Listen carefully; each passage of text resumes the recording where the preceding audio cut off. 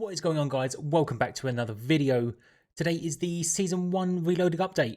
So we've had a bunch of weapon balancing updates today, as well as a few other updates which have been quite nice. There's still a bit more to go, but let's get into them. We'll get through them real fast, hit all the major points. Remember to like, subscribe, share with a friend, and let's get into it. So first up, what they've mentioned is they are not touching the Interceptor and the Swarm in this update.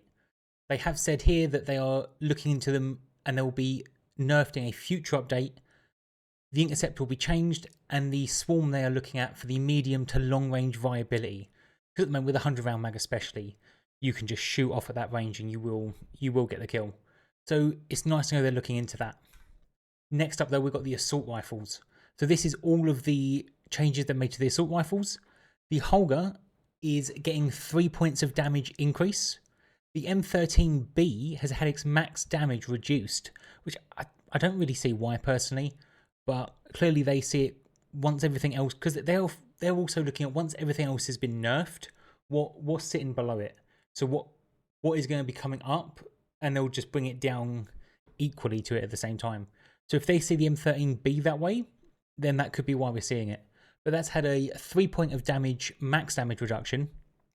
Near mid damage reduction to 21 down from 24, so that's had another 3 points there in the mid, and then minimum reduction to 19 down to 22, so it has had a nerf across all bases on that.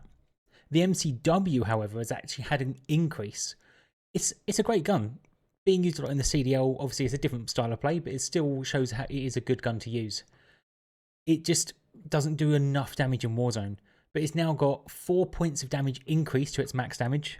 Near to mid damage increase to 24, up from 20. So it's got another 4 points in the close and far now.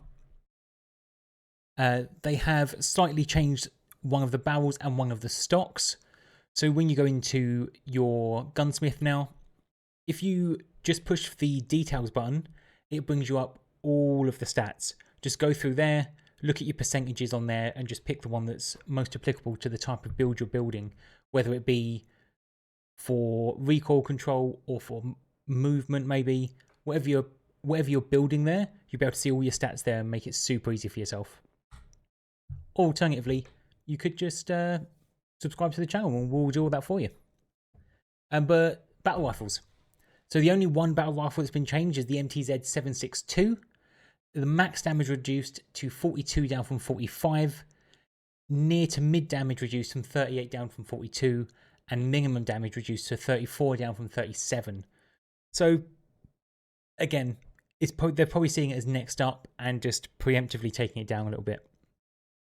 Then we're on to the LMGs. The Bruin has had a max damage reduction to 28 down from 32. So it's 4 point of damage there. It was viable, but it was never a top tier meta. But because the Palmiot's been nerfed in this as well, it will definitely be up there. The minimum damage range is now, minimum damage reduced to 26 down from 28. So minimum damage down by 2, max damage down by 4. So it's quite a significant nerf to the Bruin there. The DG LSW has a 4 point reduction down from 33 to 29, and its minimum is down from 29 to 27. Again, good gun. If you found that on the floor loot, you have the orange one on the floor with the sight on. Really nice gun to use. Obviously changed now in the mid-season update with the floor loot change. The Palmiot 762, which is the current meta, with the bullpup kit, which is specifically what they've nerfed. The max damage reduced to 38 from 40. Only a 2 point of damage. Considering how easy the gun is to use, I can't see that being hugely impactful. And then the minimum damage is down from 36 to 34. So only a 2 point of damage reduction. So I'm a bit surprised by that. I thought we would have been hit a bit harder. Especially considering the attack eradicator, which we had a video out on last week. The max damage being reduced by 5 from 33 to 28, and then the minimum damage is being taken from 25 to 24, which that max damage is 5 points is quite a lot. So that we could see that rotating out of the meta now, unfortunately, because I do enjoy that gun. But when we jump on straight after this video, we will find out what's going on. Submachine guns. So the submachine guns, the AMR 9 max damage increased to 31, up from 28. Near to mid damage increased from 27 up to 25, up from 25, sorry. Minimum damage increased to 25 up from 23. I don't think it's not going to be bringing it into meta, I don't think, but we'll see. At least if you find it on the floor now, it's going to be a bit nicer to use. The ISO 9 has been nerfed. It did need it. It was, especially for an MW2 gun, it was a bit much. Max damage reduction down by 3 from 24 to 21. Near to mid damage has been reduced by 2 from 19 to 17. The mid damage has been reduced from 16 down to 15. And the far to mid damage has been reduced to 12 down from 13. So overall, a damage nerf across all ranges in that gun there. The Rival 9, the only thing it gets is a slight reduction in horizontal recoil, so it will be a little bit easier to use. And then the Marauder stock for it, the firing aim stability benefit is being reduced by 5%. So there'll be a bit less beneficial to use that stock now. But unfortunately, the Rival 9 doesn't do quite enough damage. It wasn't being let down by the recoil. Still a really nice gun to use, but it's not quite up in that meta, especially considering the Swarm's not been touched yet. And then you've got the Striker 9. Near to mid damage has been increased to 27 up from 25, and the minimum damage has been increased to 23 up from 20. So the Striker 9 is a nice gun, absolutely zero recoil SMG, absolutely zero. So if that's something if that's your main criteria when you're looking for an SMG to build, the Striker 9 could be for you. I'll be interested to see how that compares to the regular Striker SMG now, because the Striker was slightly better. So see how those pair up now. Sniper rifles. The Cat AMR, the only one-shot sniper rifle in the game. The long-range 34-inch barrel for it. The damage range benefits have been reduced by 9%, and the velocity benefit has been reduced by 8%. So it's a range nerf, so you'll have to account more for lead and for drop off now. If you're sniping over sort of 150 meters, you're gonna have to account a lot more for those now, which I think is a fair trade off for a one-shot sniper, really. And that's all the guns that have been changed, but they did change some of the ammunition and attachments. So the ammunition, the spire point rounds, which are heavily used on the Cat AMR, I have to say, you might be better off now putting the high velocity rounds on.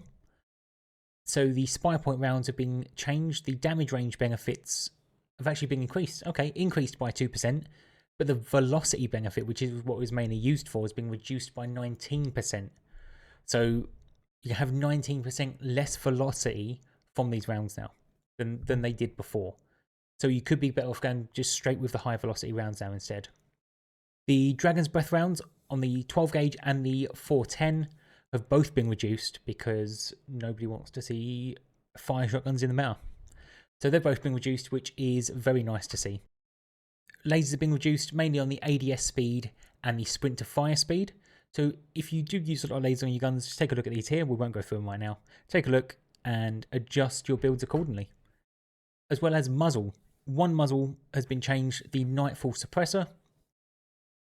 The damage range benefits reduced by 5%, velocity reduced by 8%, recoil reduced by 3%, ADS penalty increased by 7%, so your ADS will be slightly longer with it, and the sprint to fire penalty has been increased by 3%, so it will take slightly longer to sprint to fire. So again, just go to the detail section on all of them, just go along all of them, see which percentages are better for you now, and adjust your buildings accordingly.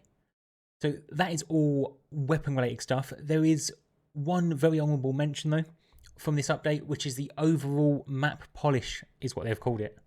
So across the whole map of Urzikstan, they have fixed over 50 mantle spots, over 50 mounting spots, fixed over 150 areas affected by clipping through walls, fixed over 20 known exploitable areas which will be under the map, etc. And then improved lighting in 43 buildings. This is not the sort of updates we've seen before. We've seen loads of gun updates in the past across the last 3 years, but we haven't seen an update like this. So it's really promising, definitely moving in the right direction. But that's everything from the update from me today. This is just what you need to know. There is other stuff in the update for sort of bug fixes, user interface fixes, but all we cover on this channel is what you absolutely need to know. So you don't have to trail through everything else. But guys, that's it. Remember to like, subscribe, share it with a friend, and we'll catch you next time.